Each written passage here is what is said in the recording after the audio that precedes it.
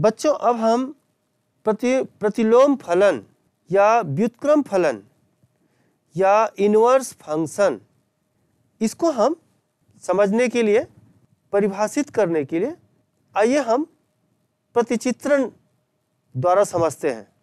प्रतिचित्रण अर्थात मैपिंग। एक फलन का प्रतिलोम होगा या नहीं, और यदि होगा तो कब होगा। अब हम प्रतिलोम फलन को समझने के लिए कुछ एग्जाम्पल लेते हैं। पहला एग्जाम्पल लेते हैं।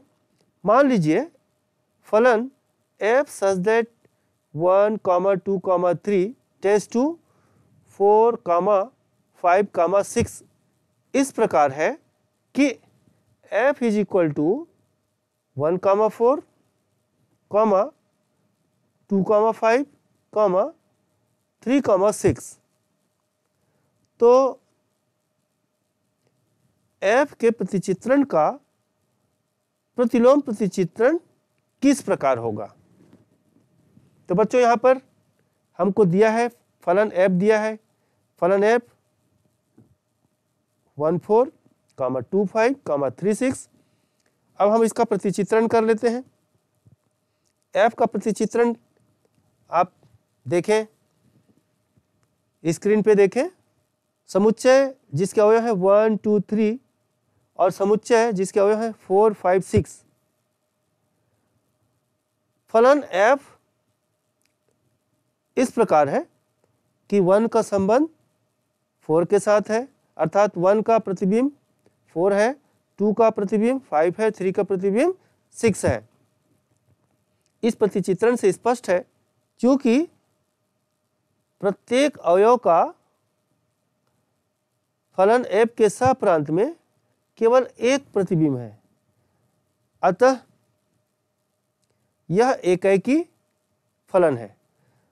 और यह भी देखने को मिल रहा है कि सहप्रांत का कोई भी अवयव अर्थात 4, 5, 6 कोई भी अवयव नहीं छूटा है, तो यह आच्छादक है, अर्थात f एकाकी तथा आच्छादक है। तब हम इसका प्रतिलोम प्रतिचित्रण करने के लिए f के प्रांत व सहप्रांत को आपस में अदला बदली करते हैं।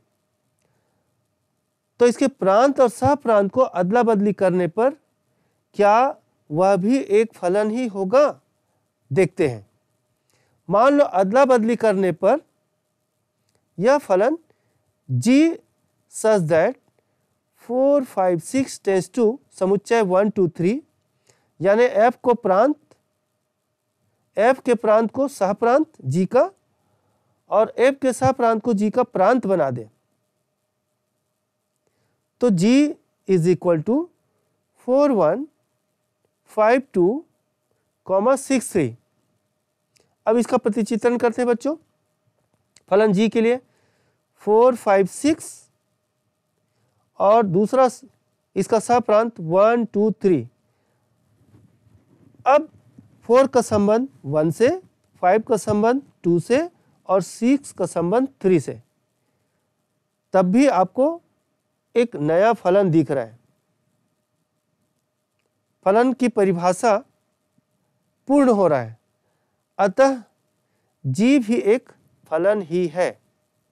तो बच्चों यहाँ पर क्या देखने को मिल रहा है कि फलन f के प्रांत व सहप्रांत को अदला बदली करने पर जो नया फलन g मिल रहा है वह भी एकाकी आच्छादक ही है। इस स्थिति में फलन g को फलन f का प्रतिलोम कहेंगे, अर्थात g is equal to f inverse. अब हम एग्जाम्पल दूसरा देखते हैं। इसमें मान लो f such that 1, 3, 5 tends to समुच्चय 2, 4 इस प्रकार है कि f is equal to 1, 2, 3, 4, 5, 4। अब हम f का प्रतिचित्रण करते हैं। तो f का प्रतिचित्रण पहले प्रांत को लेते हैं, f का प्रांत 1, 3, 5 और सहप्रांत है 2, 4। और संबंधित कैसा है, f कैसा परिभाषित है 1, 2 यानी 1 का प्रतिबिंब 2 है, 3, 4 मतलब 3 का प्रतिबिंब 4 है और 5 4 मतलब 5 का प्रतिबिंब 4 है। स्पष्ट है f एक बहु एकाकी आच्छादक फलन है। अब यदि हम इसके प्रांत व परिसर को आपस में अदला बदली करते हैं तो बच्चों क्या देखने को मिल रहा है? 2 का संबंध 1 के साथ, 4 का संबंध 3 के साथ, 4 का संबंध 5 के साथ भी है। यहां पर 4 के 2 प्रतिबिंब, ठीक है बच्चों, दिख रहा है? 4 का 2 प्रतिबिंब कौन कौन सा? 3 और 5। इसका क्या मतलब हुआ? यह फलन ही नहीं है, और जब यह फलन ही नहीं है तो f के प्रतिलोम का अस्तित्व ही नहीं है। आइए हम एक और उदाहरण देखते हैं। Example number 3। फलन f इस प्रकार है कि f सच दैट समुच्चय 1 2 3 टेंड्स टू समुच्चय 4 5 6 7, और f इस प्रकार परिभाषित है कि f इज इक्वल टू 1 4 2 5 3 6। अब हम सबसे पहले f का प्रतिचित्रण कर लेते हैं बच्चों। तो f का प्रतिचित्रण देखिए, आप स्क्रीन पे देखें। इसका प्रांत 1 2 3 और सह प्रांत 4 5 6 7, और इसका प्रतिबिंब 1 का प्रतिबिंब 4, 2 का 5, 3 का 6। अब आप स्पष्ट रूप से देख पा रहे हैं कि सह प्रांत के अवयव 7 f के प्रांत के किसी भी अवयव का प्रतिबिंब नहीं है, अर्थात 7 छूट रहा है। इसका मतलब निश्चित रूप से यह एकाकी तथा अंतरक्षेपी है।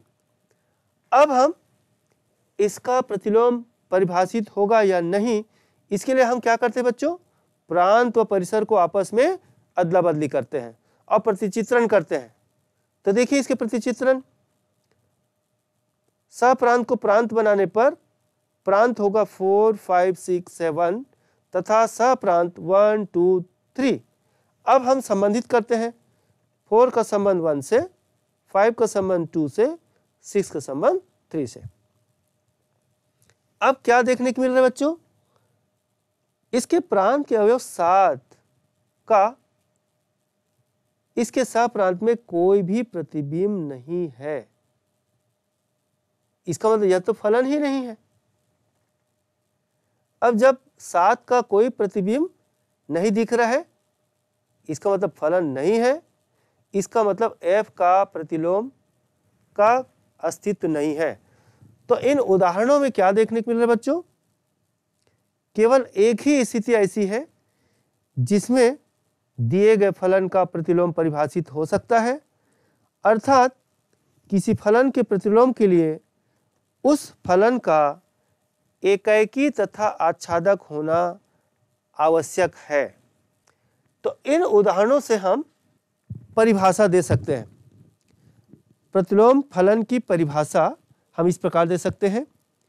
यदि फलन f such that x tends to y एकाकी आच्छादक फलन हो तो f का प्रतिलोम फलन f inverse such that y tends to x होगा, जहां प्रत्येक small y belongs to capital Y एक अद्वितीय अवयव small x belongs to capital X से इस प्रकार संबंध होगा कि f of x is equal to y, अर्थात यदि f of x equal to y एकाकी आच्छादक है, there implies f inverse y is equal to x एकाकी आच्छादक होगा। यहां स्क्रीन पे देखिए, प्रतिचित्रण द्वारा इस परिभाषा को दिखाया गया है। समुच्चय x और समुच्चय y, समुच्चय x के अवयव हैं 1 2 3 और समुच्चय y के अवयव हैं a b c। फलन f इस प्रकार परिभाषित है, 1 का प्रतिबिंब a है, 2 का प्रतिबिंब b है और 3 का प्रतिबिंब c है।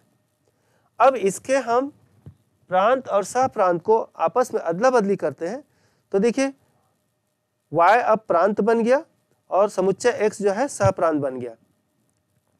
और इसको हम इस प्रकार संबंधित करते हैं, a का संबंध 1 से, B का संबंध 2 से और C का संबंध 3 से, तो निश्चित रूप से यह फलन ही है। तो इस प्रकार यह F इनवर्स को दर्शाता है।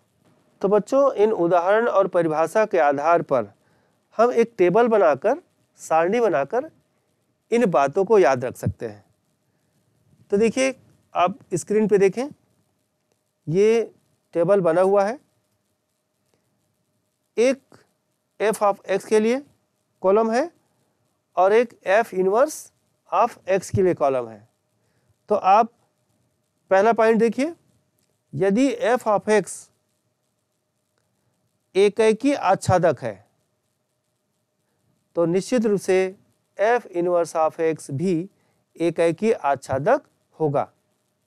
दूसरा पॉइंट, यदि fx बहु एकैकी आच्छादक है तो इसका f इनवर्स x अस्तित्व नहीं। तीसरा पॉइंट याद रखें बच्चों, यदि f ऑफ x एकैकी अंतरक्षेपी है तो भी इसका प्रतिलोम अर्थात f इनवर्स x अस्तित्व नहीं होगा।